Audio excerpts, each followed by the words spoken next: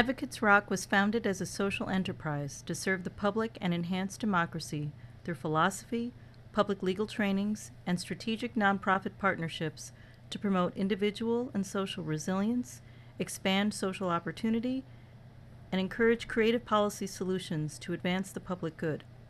Our founder, Dr. Kathy Purnell, is a political theorist and attorney by training who has over 2 decades of combined experience as a professor, attorney, and nonprofit administrator. AdvocatesROC's programming, whether it includes our resiliency retreats, our group trainings, or our individualized executive and life coaching programs, the goal is the same: to encourage the development of foundational critical thinking skills, provide opportunities to refine one's normative positions on social and political issues, opportunities for public discussion and debate on controversial topics, to explore the historical development of social and political philosophy, and to directly experience how and why political philosophy is not something that should ever be confined or limited to a particular class of historical figures and authors. One thing I would compel us to really think about is, why does Gustave de Beaumont choose to have this interracial couple that is the focus of the novel Marie? Why did they flee to Michigan, and why did they attempt to live in the wilderness? There are several really compelling things to think about in terms of its critique of racism, right, and the different forces that drove the couple, the interracial couple, to try to flee society and live at peace together in the wilderness. It's a work that I think is definitely worth reading, definitely undervalued, but well worthwhile, because many of the themes that are pursued in the work are clearly still significant today. So, happy birthday, Gustave. Dr. Purnell was born into a military family and raised in New York City, a city neither of her parents had hailed from. Her mother immigrated to the United States from Seoul, Korea, and was a performance artist in dance. Her father was born in Alabama and had enlisted in the military before it was officially desegregated, but nevertheless had committed himself to it as a career for nearly a quarter of a century. She often describes her parents as the ultimate marriage of the artist and a stoic. With her parents' love and support, she was not only able to become the first to obtain a 4-year degree, but also had graduated from Harvard University, obtained a PhD in political theory from Cornell University, and a JD from the DePaul College of Law. Her experiences in racial hybridity and her reflections on the nature of community ultimately fueled her love of philosophy and of universals. If you think about it, these odd questions, these normative questions about what is justice, what is the nature of equality, what are our rights as citizens in a democracy, these are all questions that we constantly think about, or we might have thoughts about in the back of our mind.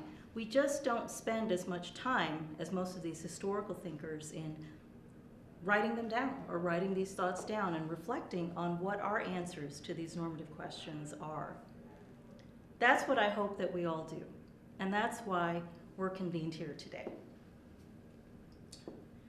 So, I also like to share thoughts on what philosophy is, and I have a really great quote that I like to share. So this is by Gilles Deleuze in his essay, What is Philosophy? As he describes it, the philosopher is the concept's friend. Philosophy is not a simple art of forming, inventing, or fabricating concepts. Philosophy is the discipline of creating concepts. Concepts are not waiting for us ready-made like heavenly bodies.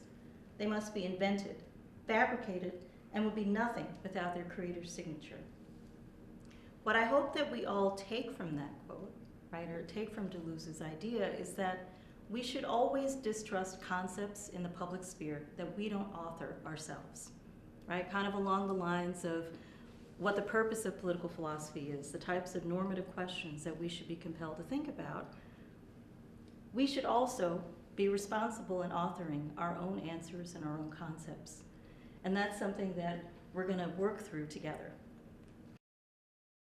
We take the position that we are all capable of authoring concepts that bear our signatures, but most of us do not engage in extensive reflection on our ideas, nor write them down, even though reflecting upon the context, foundation, and historical evolution of our normative perspectives on concepts like justice, equality, rights, and leadership are all essential to our effective participation in public life. This type of concept authoring is something that everyone implicitly does and should intentionally do as participants in a democracy to improve public policy and become engaged. Philosophy too often is dismissed as being too abstract from, or not relevant to, or worse, of being incapable of transforming our public life. All of us should embrace our role as philosophers and create our own concepts, become aware of the contexts that generate our ideas, and share those perspectives with the public to improve our common democratic culture. As Maurice Merleau-Ponty noted in his essay In Praise of Philosophy, the philosopher is the man who wakes us and speaks. A man contains silently in himself the paradoxes of philosophy. Honestly, I really don't understand how people cannot embrace the idea of Rousseau's general will. I mean, Rousseau has been an incredibly significant and important philosopher to me personally. So, I think, it's hard for me to describe, how indebted I am to him. In a lot of ways, both his first and second discourses have directly influenced my life. I mean, his first discourse, which specifically talks about arts and the sciences, that basically introduced me to ethics, because what I realized when I thought about the answer that he posed to the question, do the arts and sciences advance humanity? And his answer is not necessarily. That was really an eye-opener for me when I was really young, because at that time I was pre-med. I thought for certain that I would become a scientist or a doctor, and I hadn't really considered any other type of career. And so, second discourse on inequality basically gave me a framework to think about and critique social inequality, to the point where my whole concept of democratic irony is born out of that type of analysis. Philosophy helps us to cultivate an open and curious mind and draws upon centuries of wisdom to empower us to design approaches to life's difficult questions, decisions, and events. Well, welcome and good afternoon. My name is Kathy Cornell, and I'm a member of the Western Michigan University MLK Celebration at WMU. We are delighted that the weather cooperated and that you were all able to join us today for an amazing afternoon of poetry.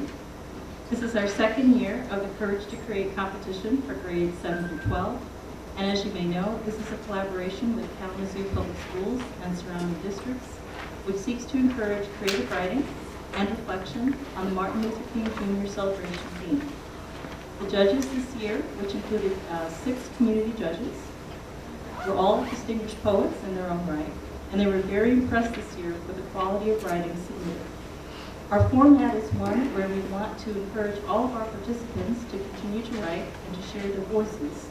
So we've asked all of these judges to come join us today and develop a group reading with all of you.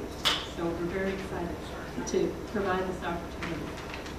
One example of how we integrate philosophy into the performing arts is demonstrated by Divorce Professional, a play that is available for license for performance at universities and other nonprofit agencies that are interested in exploring questions of racial marginalization and sexual harassment in professional contexts. Whatever happens, always remember what I have told each of you about being philosophers. No matter what your employment, personal, or other situation in life, always remember to engage in intellectual work, even if no one appears to appreciate it or expect it from you. Bell Hooks said it best: intellectual work differs from academic work precisely because one does not need to undertake a formal course of study nor strive for degrees to live the life of the mind.